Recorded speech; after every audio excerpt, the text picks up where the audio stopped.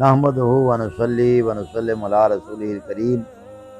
اما بعد فاعوذ باللہ من الشیطان الرجیم بسم اللہ الرحمن الرحیم وَأَقِیمُوا الصَّلَاةَ وَآتُوا الزَّکَاةَ صدق اللہ العظیم۔ ناظرین، اللہ تعالیٰ نے قرآن کریم فرقان حمید میں نماز کا حکم ارشاد فرمایا اور نماز کو ہمارے اوپر مسلمانوں پر فرض قرار دیا، اور نماز ایک ایسی اللہ تعالیٰ کی طرف سے ہمارے اوپر یہ فرض ہے بلکہ قرض ہے کہ جس میں اللہ تعالیٰ نے کوئی تخصیص نہیں رکھی،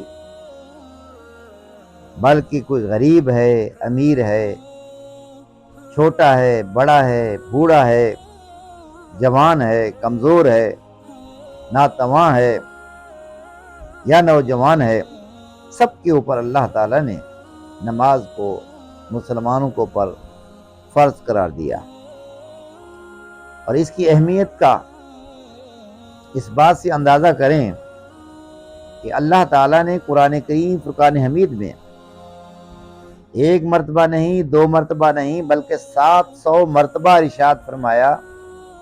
اس کا ذکر فرمایا نماز کا۔ یہ کتنی اہم ہے کہ 700 مرتبہ اللہ تعالیٰ نے نماز کا ذکر فرمایا ہے۔ اور میرے آقا و مولا حضور سید عالم صلی اللہ علیہ وسلم نے فرمایا الصلاۃ قرۃ عینی، نماز میری آنکھوں کی ٹھنڈک ہے۔ اس لیے ہم مسلمانوں کو چاہیے کہ ہم اپنی نمازوں کی محافظت کریں، خیال کریں، نمازوں کو ضائع مت کریں۔ اور کئی ایسے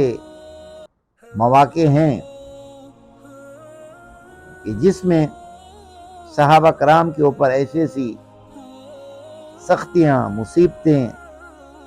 آئی ہیں، لیکن اس کے باوجود بھی صحابہ کرام نے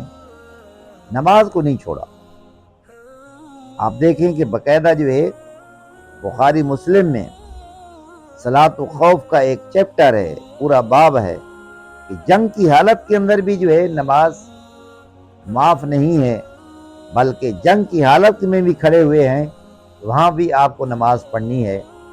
کہ ایک صف جو ہے وہ دشمن کے سامنے کھڑی ہو اور ایک صف پیچھے آ کر وہ نماز پڑھے، اور پھر وہ صف آگے جائے، اس کے پیچھے دوسری ہے۔ تو اس کا ایک باقاعدہ طریقہ بیان کیا گیا ہے۔ یہ نہیں فرمایا کہ جنگ کے اندر ہیں تو نماز جو ہے معاف کر دی ہے، نماز معاف نہیں۔ اور میرے آقا کریم صلی اللہ علیہ وسلم اتنے رحیم ہیں، اتنے رحم دل ہیں، اتنے شفیق ہیں کہ آقا علیہ الصلوۃ والسلام نے کسی کے اوپر کبھی اتنی سختی نہیں فرمائی، لیکن آپ کا وہ ارشاد مبارک اتنا مشہور ہے کہ حضور فرماتے ہیں صلی اللہ تعالی علیہ وسلم کہ میں چاہتا ہوں کہ میں کسی کو کہوں کہ وہ اذان پڑھے اور نماز ادا ہو، اور پھر میں لوگ سارے جب وہ نماز پڑھیں تو میں لوگوں کے گھروں میں جاؤں اور وہاں پر دیکھوں کہ کون ایسے لوگ ہیں جو مسجد میں نماز پڑھنے کے لیے نہیں ہے،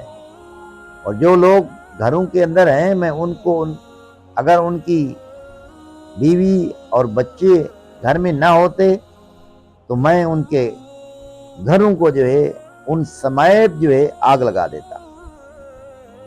یعنی کتنا یہاں پر میرے آقا کریم صلی اللہ علیہ وسلم مہربان اور شفیق ہونے کے باوجود نماز کے بارے میں سختی فرما رہے ہیں کہ ان کو میں یعنی گھروں سمیت ان کو جو ہے میں جلا دوں جو نماز پہ نہیں آتے، جو نماز نہیں پڑھتے۔ اس سے اندازہ کریں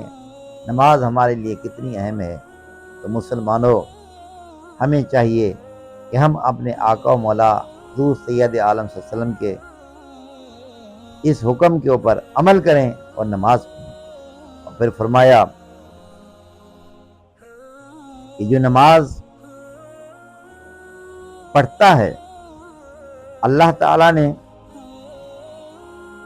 اس کا ذمہ اپنے کرم پہ لیا ہے کہ اللہ تعالیٰ اس کو جنت میں داخل فرمائے، اور جو نہیں پڑھتا تو اللہ تعالیٰ کے اوپر ذمہ کرم پہ نہیں ہے، چاہے تو اس کو جنت میں داخل فرمائے چاہے تو اس کو جنت میں داخل نہ فرمائے۔ اسی طریقے سے دوسری حدیث میں ارشاد فرمایا کہ جو بے نمازی ہے اس کا حشر نشر حامان کے ساتھ، فرعون کے ساتھ، نمرود کے ساتھ، ان کے ساتھ ہوگا۔ یہ نمرود، یہ فرعون، یہ حامان، یہ شداد، یہ کون لوگ تھے؟ یہ تو اللہ کے دشمن تھے، یہ تو جہنمی تھے، یہ تو دوزخی لوگ تھے۔ تو کیا آپ چاہتے ہیں کہ ہمارا بھی حشر جو ہے ان جہنمیوں کے ساتھ ہو؟ اس لیے یہ زندگی اللہ تعالیٰ کی امانت ہے، اس کا ہر سانس اللہ کی امانت ہے، لہذا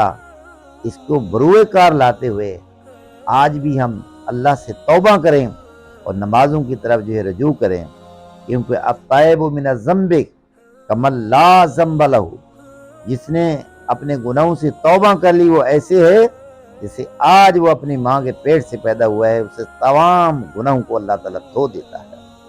اللہ تعالیٰ ہمیں عمل کی توفیق عطا فرمائے۔